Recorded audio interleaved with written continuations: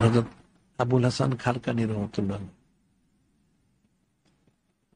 উনি হযরত সুলতান বাইজ বোস্তামি রহমতুল্লাহ মাজার শরীফ প্রতিদিন জিয়ারত করতেন।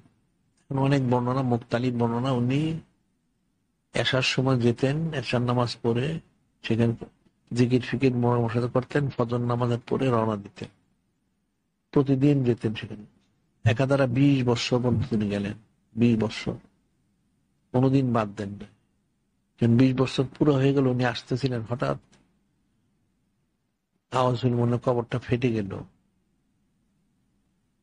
সেখান থেকে একজন লোক বের হইলেন, হয়ে ওনাকে ডাক দিলেন, এদিকে আসো, কে তুমি? উনি প্রথম একটু ভয় পেলেন, গেলেন। কে তুমি?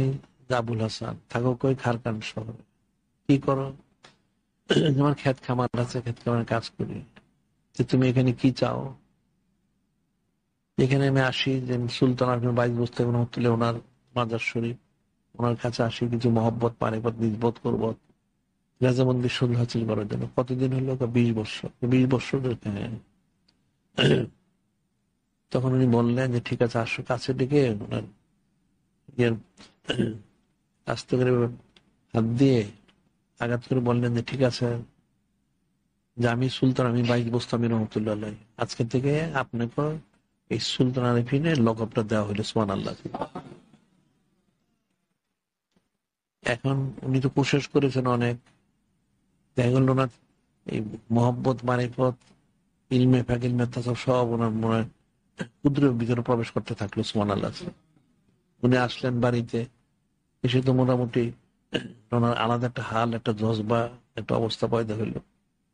এরপরে তিনি লোক বয়াত করিতে থাকলেন।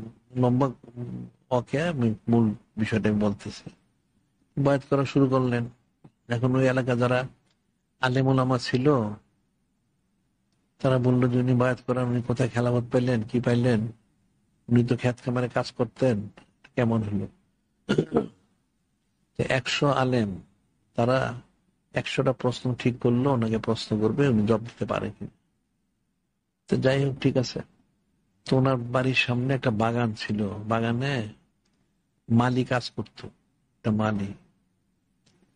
তো ওই লোকগুলি যখন আসতেছিল, তুমি মালির দিকে ফয়েজ দিলেন, দৃষ্টি দিলেন। মালিকটা মজ্জুব হয়ে গেল, হাল জজবা পয়দা হয়ে গেল। জজবা পয়দা হয়ে সে লাফালাফি করতে থাকলো। যখন সে আলেমরা আসলো, তখন ওই মালি বললো, হুজুর, এই যে 100 লোক আলেম আসছে আপনার কাছে প্রশ্ন করার জন্য, তা আপনি কি জবাব দেন? আমি এদের প্রশ্ন জবাব দিয়ে দিই। ওই মালি প্রত্যেক আলেমকে ধরে ধরে তার প্রশ্ন, তার জবাবটা দিয়ে দিলেন। সুবহানাল্লাহ। তখন তারা বুঝতে পারলো যে তাহলে ওনার মালির যদি এই অবস্থা, তাহলে ওনার অবস্থাটা কি? এরা সবাই তওবা করলো, ইস্তেগফার করলো। সুবহানাল্লাহ।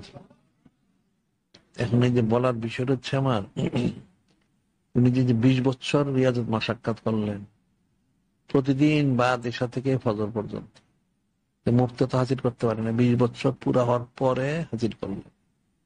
এরকম তো সবাই বড় বিশ্বে 25 বছর এলাকার জঙ্গলে রিয়াজ মাসাত করেছে। খাজা সাহেব রহমতুল্লাহ 20.5 বছর করেছেন। অনেক পরিশ্রম। প্রত্যেকেই পরিশ্রম করা ছাড়া তো কেউ মহব্বত মানেবত পর্বত হাসিল করতে পারেননি, নিজ বছর করতে পারেন।